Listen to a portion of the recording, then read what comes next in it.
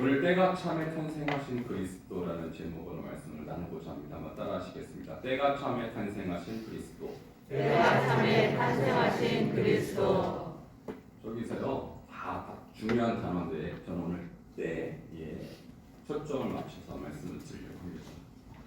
여러분, 우리가 하루를 살아도 24시간을 살아도요, 그 중에서 중요한 때가 있어요. 똑같은 시간이죠. 1분 1초가 똑같이 지나가는데 그 중에 나에게 의미 있는 시간은 따로 있습니다. 언제가 가장 의미 있냐면 저는 밥 먹을 때가 중요한 것 같습니다. 밥을 먹어야 살지 않겠어요. 근데 그때보다 더 중요한 시간이 있다면 바로 기도하는 때, 예배하는 때, 주님을 만나는 때가 가장 중요한 줄 믿으시기 바랍니다. 하루를 봐도 그런데 우리 1년을 보면 어떨까요? 아니 우리 평생을 보면 어떨까요? 똑같이 24시간씩 매일 흘러가는데 그 중에서 어떤 한 때는요 우리 인생을 바꾸기도 해요. 그런 중요한 때가 여러분 인생에 꼭 오기를 축원합니다. 돌아보면 저의 인생에서 정말 잊을 수 없는 한때가 있었습니다. 그것은 제가 매일 기도하고 감사하고 하나님의 은혜라고 생각하는 때인데요. 그것은 제가 주님을 만난 때예요. 똑같이 하루를 보냈습니다. 그날도 똑같이 밥을 3끼를 먹었습니다. 근데 그날은요, 제가 22살 때 되는 7월 14일 되는 날, 자 날짜까지 기억할 정도로 제가 그때를 못 잊는 것이죠. 너무 중요한 때니까. 시간도 기억합니다. 오후 2시. 제 영혼 안에, 제 인생 안에 하나님이 개입하시는 그것을 제가 처음으로 느끼고 체험하는 그때입니다. 여러분, 이때부터 저는요, 제 인생에 BC와 AD가 갈라지기 시작했어요. 여러분, BC가 뭔지 아시죠? Before Christ.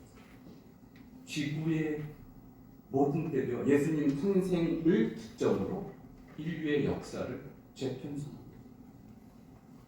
여러분 인생에도 BC와 AD가 있으리라고 생각합니다. 그것이 바로 예수님이 여러분 인생에 개입하셔서 여러분의 주인 되신 그날부터 여러분은 바로 새로운 때를 살기 시작하는 것이죠.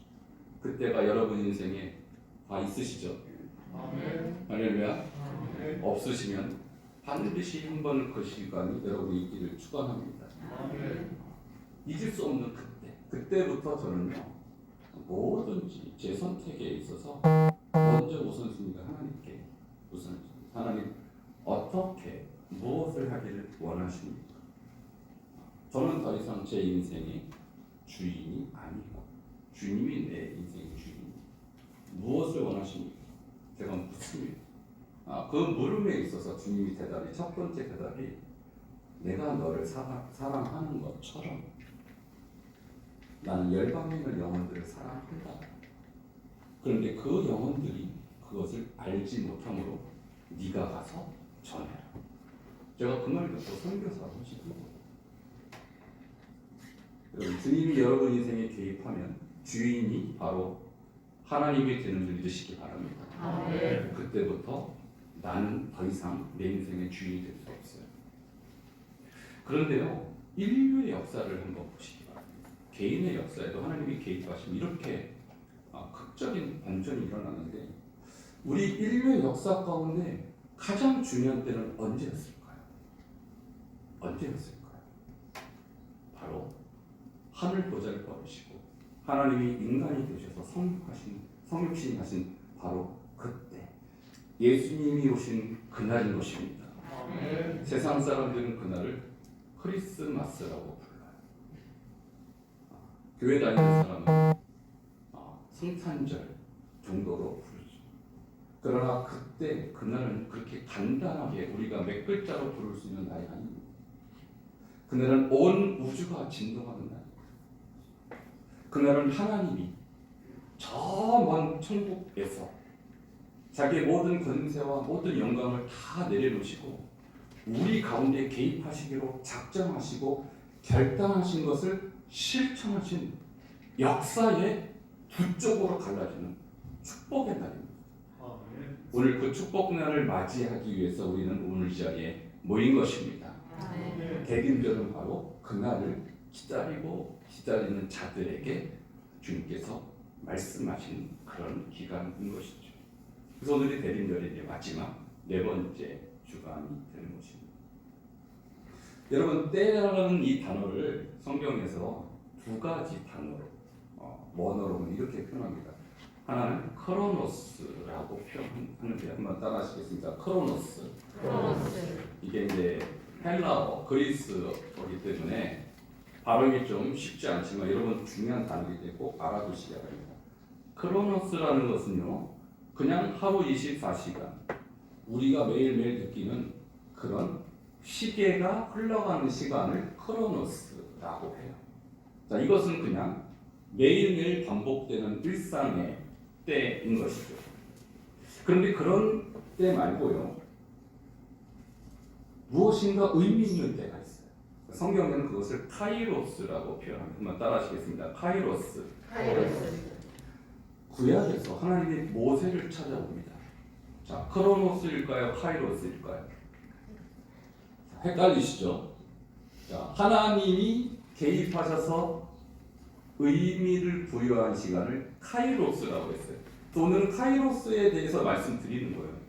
자, 하나님이 크로노스의 상황 속에서 모세를 찾아오셔서 하나님의 계시를 그에게 명했습니다. 그것을 카이로스라고 합니다. 하나님이 갑자기 아브라함을 찾아오셨습니다. 매일매일 24시간이 흘러가는 그 일상 속에서 아브라함은 어느 순간 하나님이라는 분의 개입을 받기 시작합니다. 그것도 그의 인생에 있어서의 카이로스다. 여러분도 지금 10년, 20년, 40년, 50년, 60년을 살아오면서 매일 똑같은 하루 세 끼를 먹는 24시간 보냈지만 하나님은 여러분의 인생 가운데 개입하기 원하세요.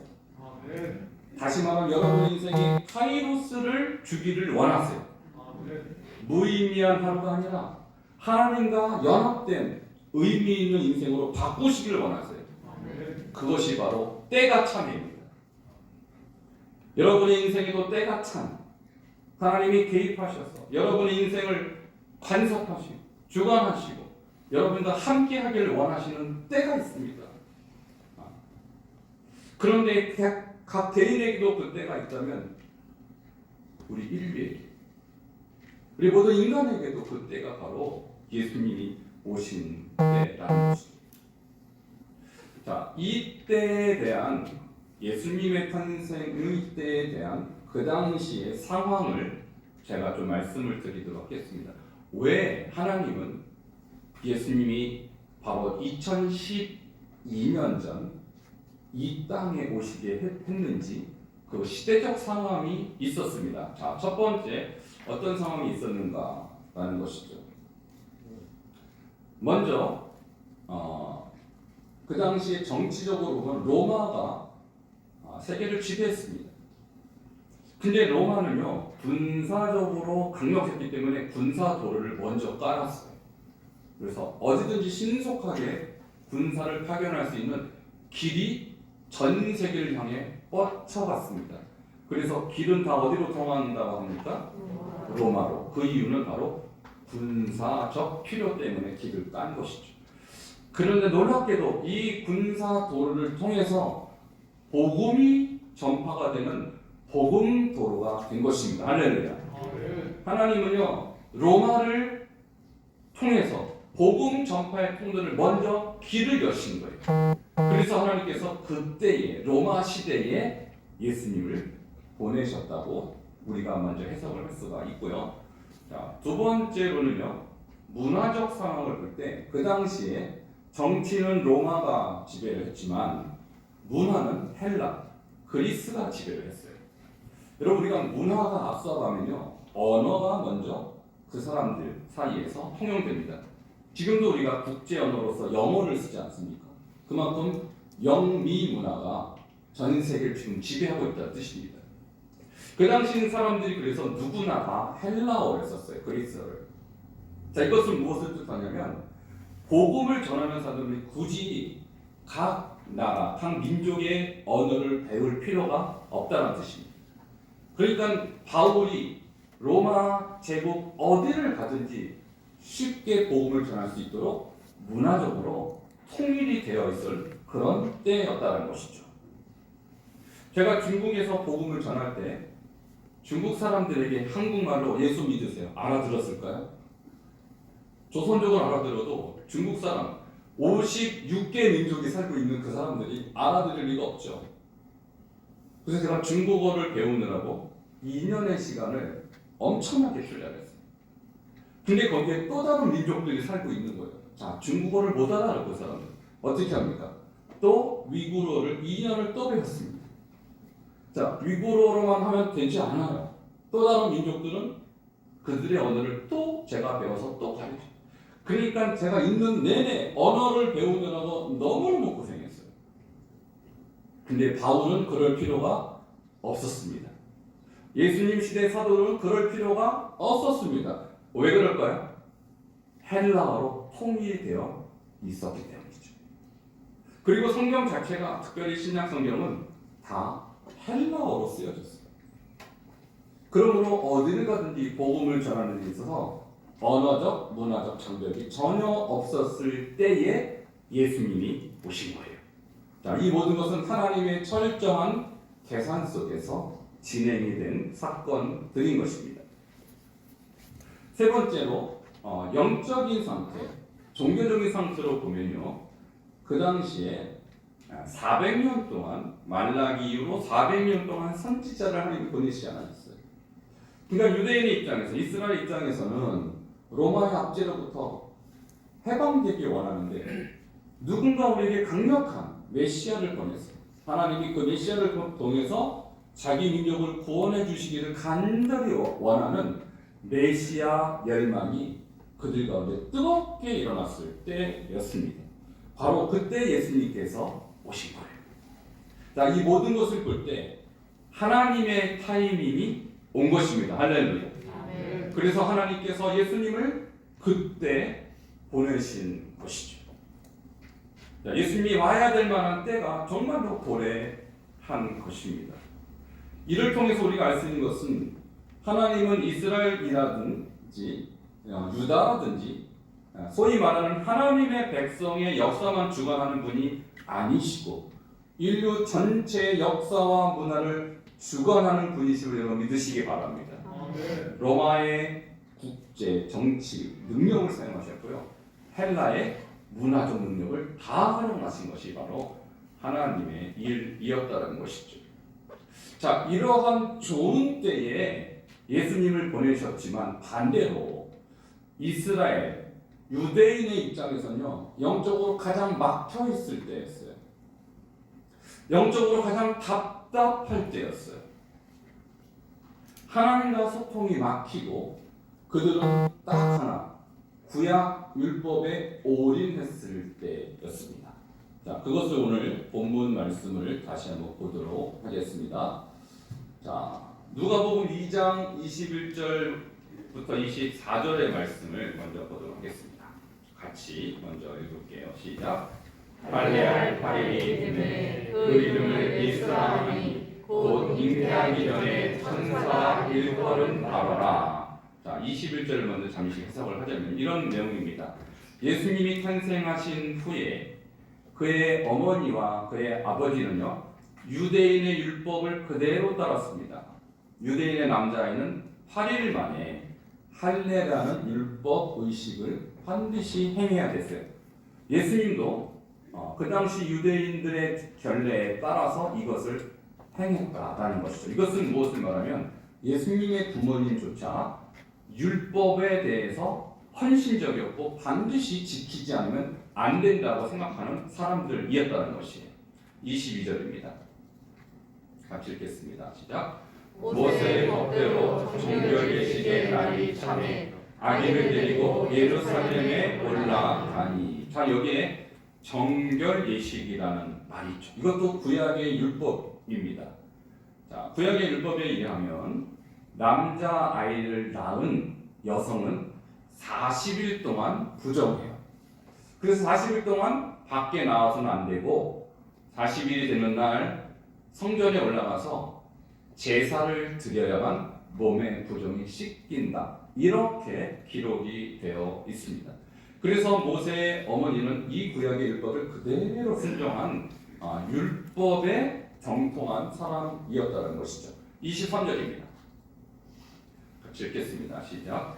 이는 주의 율법에 쓴바 첫 해에 처음 태어난 남자마다 주의 거룩한 자라 하니라 한 대로 아기를 죽게 드리고. 자, 구약 율법의 초태생은 다 하나님의 것이다. 그래서 남자 아이든 짐승이든 초태생은 다 하나님께 드리는 의식을 저렇게 율법에 의거하여 진행하고 있는 것입니다. 24절입니다. 계속 읽겠습니다.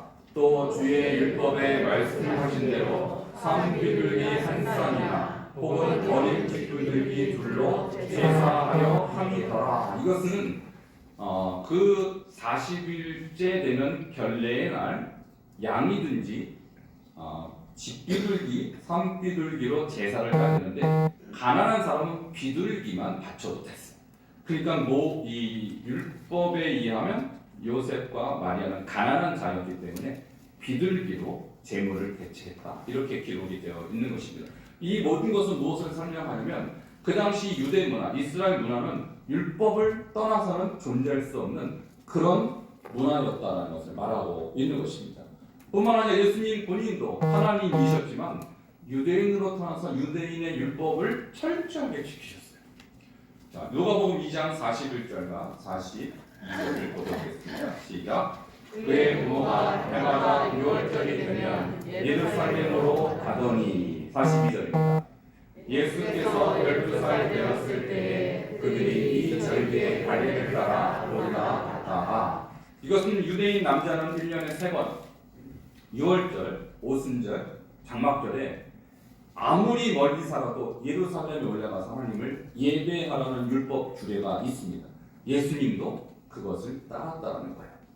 자, 이 모든 것은 무엇을 설명하냐면 온 세계가 지금 길이 열렸고 온 세계가 헬라 문화로 통일이 되어서 복음은 너무나도 쉽게 전파될 수 있는 상황에 열려 있지만 유대인 사이에는 이 율법이라는 것이 그들을 강력하게 지배하고 있어서 율법 외에는 다른 것을 생각하지 못하는 그런 복음을 전하기가 어려운 시대였다는 것을 지금 제가 설명하고 있는 것입니다.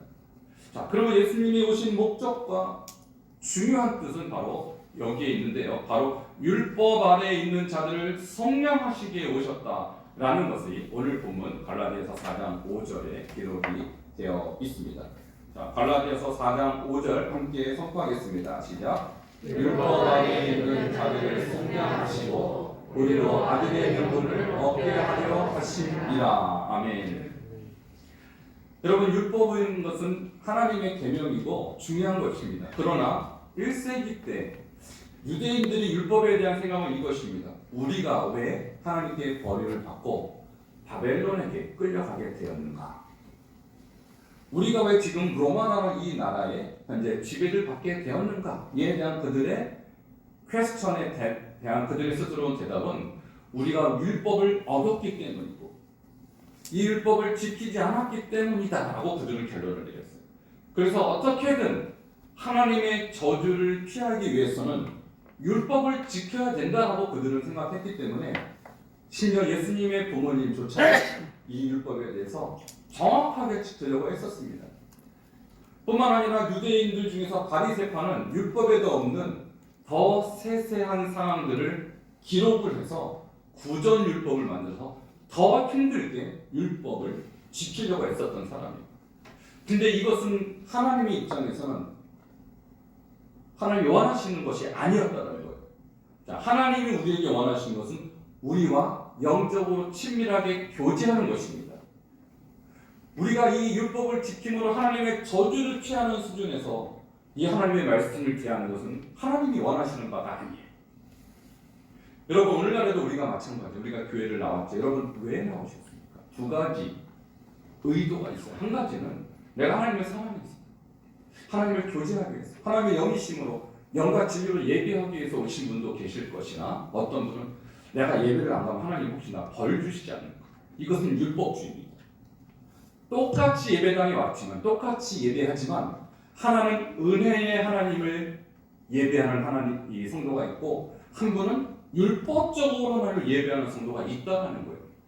전자 영으로 하나님을 예배하고 주님과의 교제를 위해서 오신 분은 영적인 예배자고요.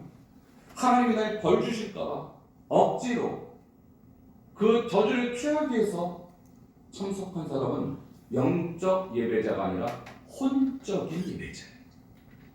그 당시에 유대인들, 이스라엘 백성은 영적인 예배자가 아니었어요. 이 하나님의 은혜한 사람 속에서 하나님을 경배하기 위한 방편으로 율법을 생각하지 않고 무거운 짐으로 지키지 않으면 저주를 받기 때문에 어쩔 수 없이 지키는 그런 수준의 혼적인 예배자였다는 거예요. 여러분 하나님을 영으로 예배하시기 바랍니다.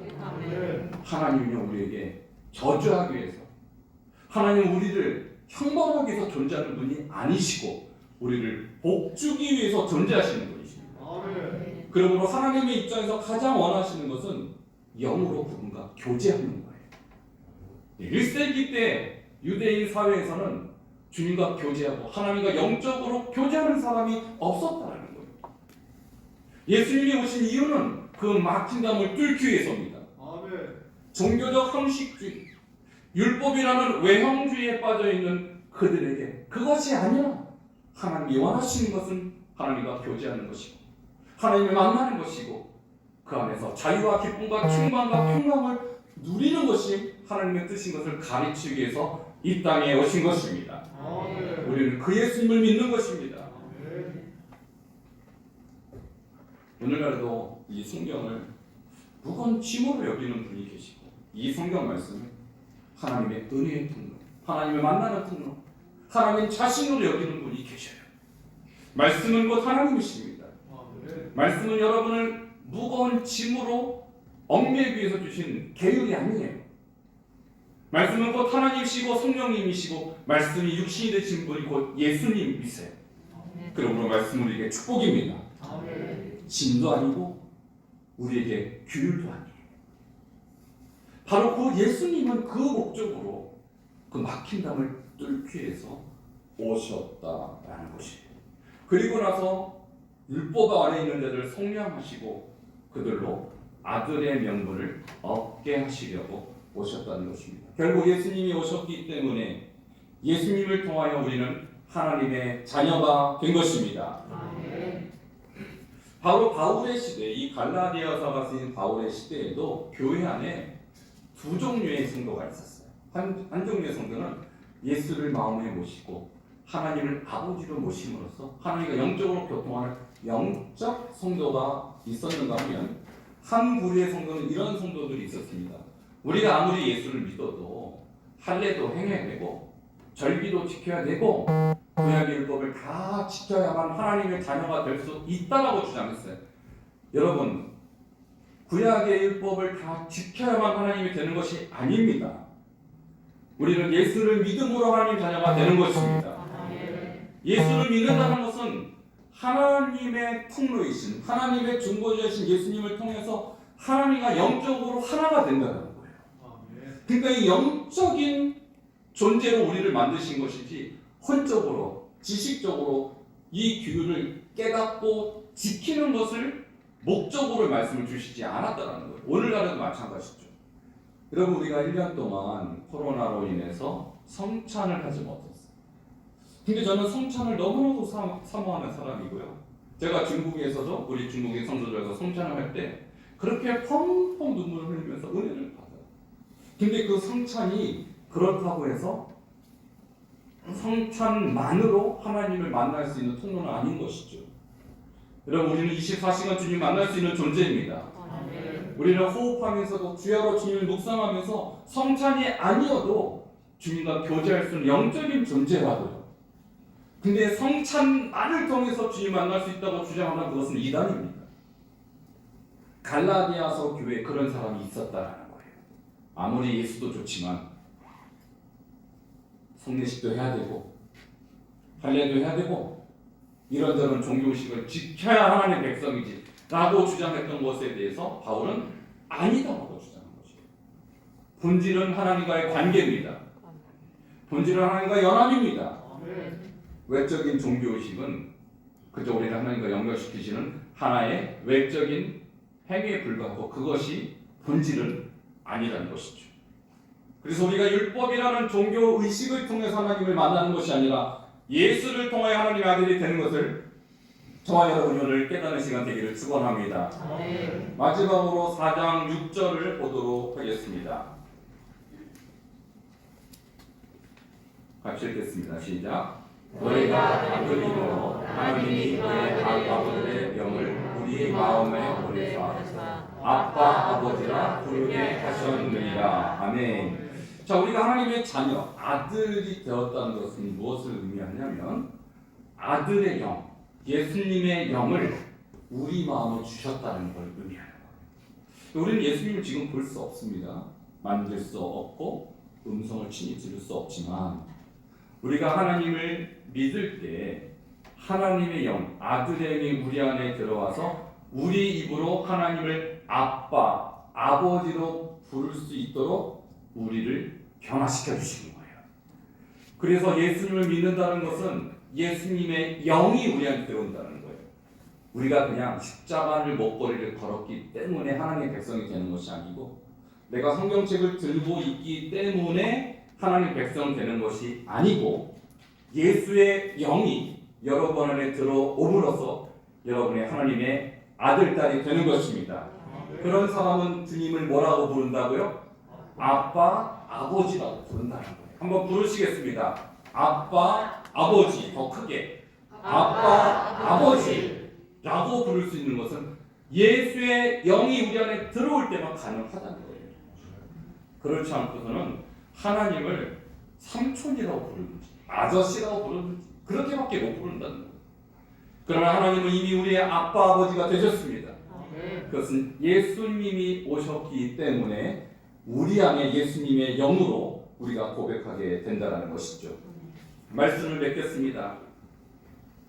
예수님이 오신 때, 그때는 복음이 전파될 수 있는 모든 환경이 조성된 때였지만 유대인들의 마음은 율법이라는 틀에 얽매여서 그 귀하고 귀한 이 복음을 받아들일 만한 준비가 안 돼 있을 때였습니다. 그때 예수님이 오셔서 하나님의 말씀이 되시고 하나님의 종이 되어서 그 모든 틀을 다 깨버리고 그 모든 막힌담을 다 깨버리고 하나님과 우리 사이를 하나로 만들어 주신 축복의 때, 바로 우리에게 은혜의 때가 된 것입니다. 이 은혜와 축복이 여러분에게도 임한 줄 믿으시길 바랍니다. 우리 그래서 우리가 아빠 아버지로 부르며 평생 하나님과 동행할 수 있는 영적 예배자 되기를 주의 이름으로 축원합니다. 기도하시겠습니다. 오늘 주신 말씀을 마음속에 잘 간직하며 때가 참에 탄생하신 예수 그리스도, 그분이 하신 일은 나를 하나님을 아빠 아버지로 부르게 하신 놀라운 영적인 사건이 된 것입니다. 주님, 내가 예수를 통해서 날마다 아버지와 영적으로 교제하는 자가 되게 하시고 종교 행위로, 어떤 외적인 행위로 주님 앞에 나아보자는 그런 두려움의 신앙대가 아니라 하나님과 함께 영적으로 교제하며 평강과 기쁨과 감사가 충만한 그런 성도로 우리를 불러주셨더니 그런 삶을 살게 하여 주시옵소서. 함께 통성으로 기도하시겠습니다.